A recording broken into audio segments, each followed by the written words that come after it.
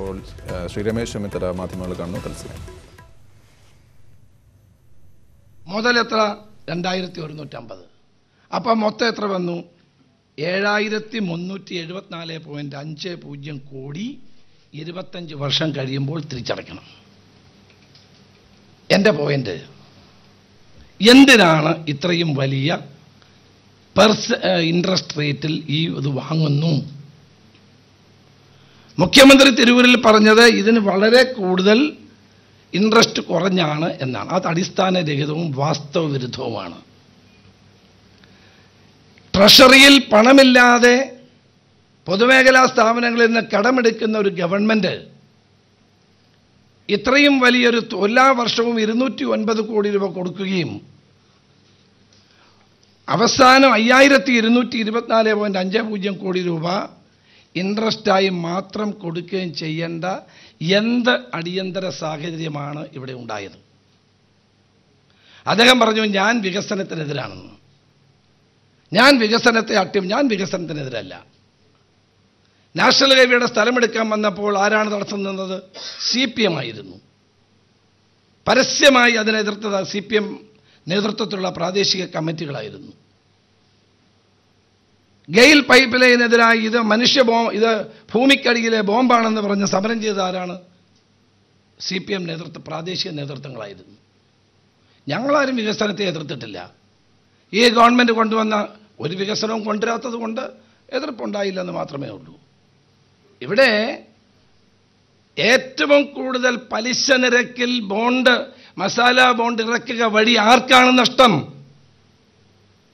വരും തലമുറകളെ കടക്കെണിയിലാക്കുന്ന ഗുരുതരമായ തെറ്റാണ് ഈ ഗവൺമെൻറ് ചെയ്യുന്നത്. നിങ്ങൾ നോക്കുക, കഴിഞ്ഞ UDF ഗവൺമെൻറ് കാലത്ത്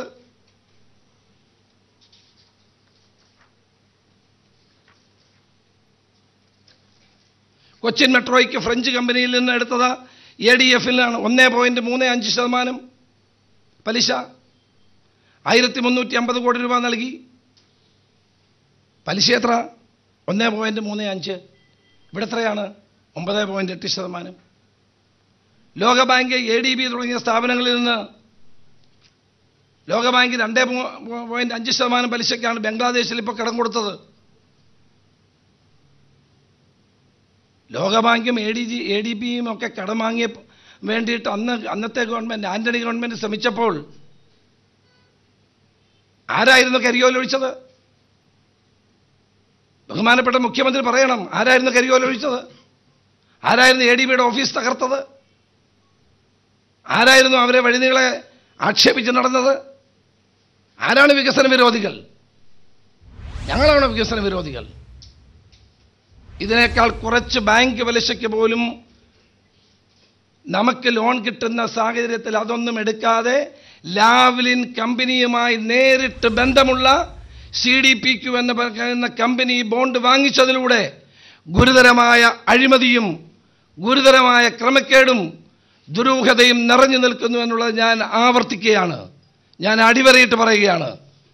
ഇത്രയും വലിയ പലിശ കൊടുത്തതോടുകൂടി കേരളത്തെ കടക്കെണിയിലേക്കും തലമുറകളെ കടക്കെണിയിലേക്കും എത്തിച്ച ഒരു ഗവൺമെൻറ്റായി ഇടതുമുന്നണി ഗവൺമെൻറ് മാറുകയാണ്.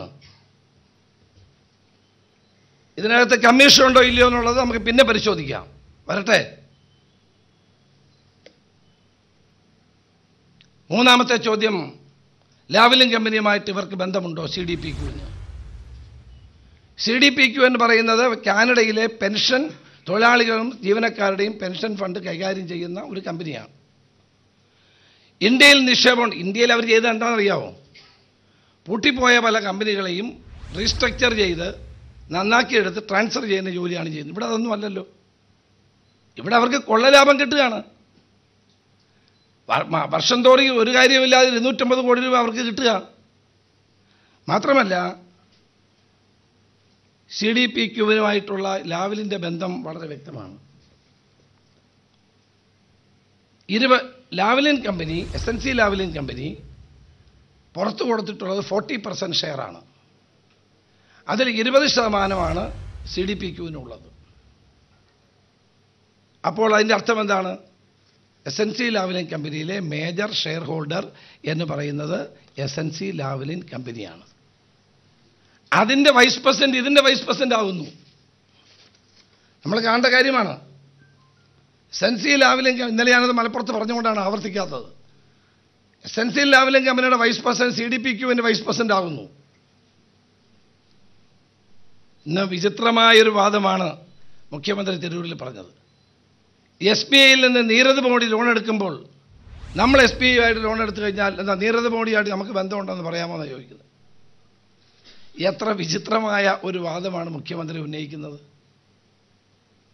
അത് ലോണാണ്. ലോൺ ആർക്ക് വേണമെങ്കിലും കൊളാറ്ററൽ സെക്യൂരിറ്റി പ്രകാരം അനീഷ് ജേക്കബിന് എടുക്കാം, അരുണിനെടുക്കാം, എല്ലാവർക്കും ലോൺ, എനിക്കെടുക്കാം, എല്ലാവർക്കും ലോൺ എടുക്കാം.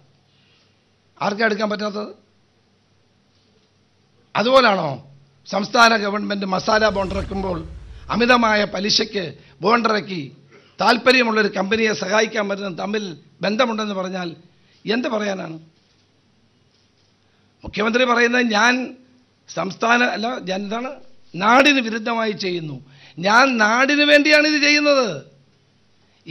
ഈ തെറ്റായ പ്രവണത കോടിക്കണക്കിന് രൂപയുടെ ലാഭം ലാവ്ലിൻ കമ്പനിക്കും CDPQവിനും ഉണ്ടാകുന്ന ഒരു നടപടിയെ പൊതുസമൂഹത്തിന് മുമ്പിൽ കൊണ്ടുവന്നത് I feel that it is the bounden duty of the opposition leader to expose the government. എൻ്റെ ഉത്തരവാദിത്തമാണ്. ഞാനത് ചെയ്യും, നാളെയും ചെയ്യും. CM എന്താ പറഞ്ഞത്? സ്റ്റോക്ക് എക്സ്ചേഞ്ചിൽ വഴിയാണ് ഇത് ചെയ്തത്. അത് തെറ്റല്ലേ? അത് തന്നെ തെറ്റ്. സ്റ്റോക്ക് എക്സ്ചേഞ്ച് വഴിയല്ല, സ്റ്റോക്ക് എക്സ്ചേഞ്ച് വഴി ബോണ്ട് വിതരണം ചെയ്യുന്നതാണ്. ഇത് ബോണ്ടിൻ്റെ ഇൻട്രസ്റ്റ് തീരുമാനിക്കുന്ന ആരാ? നമ്മളാണ്. ആരാണോ ബോണ്ട് വിറ്റഴിക്കാൻ ശ്രമിക്കുന്നത്, ആരാണോ ബോണ്ട് വിറ്റഴിക്കാൻ മുന്നോട്ട് വരുന്നത്, അവരാണ് തീരുമാനിക്കുന്നത് മാർക്കറ്റിൽ ഇത്ര ശതമാനം ഇൻട്രസ്റ്റ് കൊടുക്കും. വീണ്ടും ഒരിക്കൽ കൂടി മുഖ്യമന്ത്രി തെറ്റായ കാര്യങ്ങൾ പറയുന്നു. ഒരു കാര്യം ഞാൻ മുഖ്യമന്ത്രിയോട് ചോദിക്കട്ടെ.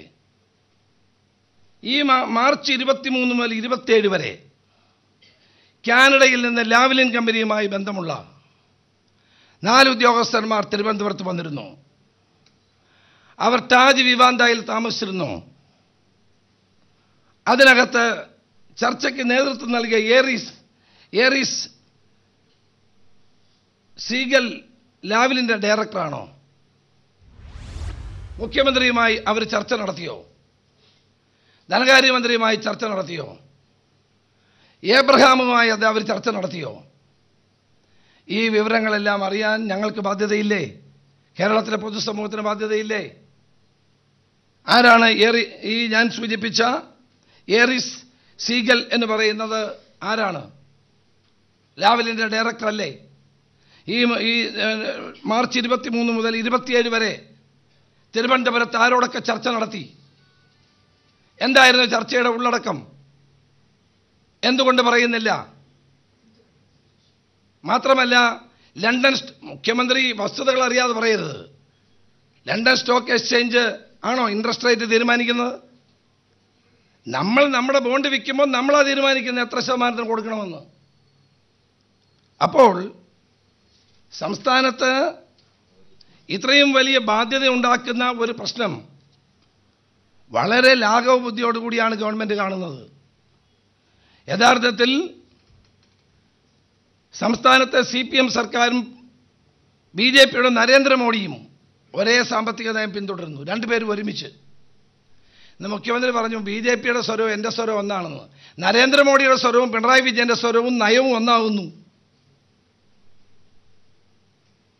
ക്രോണിക് ക്യാപിറ്റലിസത്തിനെ എതിർക്കുന്നുവെന്നും പ്രകടനപത്രികയിൽ എഴുതി വെച്ചിട്ട് ഇപ്പോൾ ക്യാപിറ്റലിസത്തിന് മൊത്തം വ്യക്തമായി പിണറായി വിജയൻ മാറുകയാണ്. BJP നരേന്ദ്രമോദി നടപ്പാക്കിയ സ്വകാര്യവൽക്കരണത്തിൻ്റെ ഭാഗമായ മസാല ബോണ്ട് ഇറക്കുക വഴി കേരളത്തിലെ ഗവൺമെൻറ്റിൻ്റെയും BJP ഗവൺമെൻറ്റിൻ്റെയും നയം ഒന്നായി മാറുകയാണ്. അതിന് എന്നെ കുറ്റപ്പെടുത്തിയിട്ട് കാര്യമുണ്ടോ ഞാനിത് പറയുന്നതിന്? ഇവിടെ CPMൻ്റെ സാമ്പത്തിക നയമാണോ? ആ നയം എനിക്കറിയാം. ആ നയത്തിനനുസരിച്ചാണോ മുഖ്യമന്ത്രി പ്രവർത്തിക്കുന്നത്? രാജ്യത്തെ BJP സംസ്ഥാനങ്ങൾ പോലും മസാല ബോണ്ട് ഇറക്കുന്ന കാര്യത്തിൽ മടി കാണിക്കുമ്പോൾ ഇവിടെ ഇറക്കുകയും നരേന്ദ്രമോദിയുടെ നയങ്ങളെ അതേപടി പിന്തുടരുകയും ചെയ്യുന്ന പിണറായി വിജയൻ കമ്മ്യൂണിസ്റ്റ് പാർട്ടിയുടെ നീതിയാണോ പുലർത്തുന്നത്? അത് കിഫ്ബിയുടെ അവരാലോചിക്കട്ടെ. മസാല ബോർഡിനെതിരായ ആരോപണങ്ങൾ കടുപ്പിച്ചുകൊണ്ട് പ്രതിപക്ഷം മുഖ്യമന്ത്രി ഇന്ന് രാവിലെ പറഞ്ഞ വാദങ്ങൾ പോയിന്റ്സ് അതിൻ്റെ മറുവാദങ്ങളാണ് ഇപ്പോൾ പ്രതിപക്ഷ നേതാവ് പറഞ്ഞുകൊണ്ടിരിക്കുന്നത്.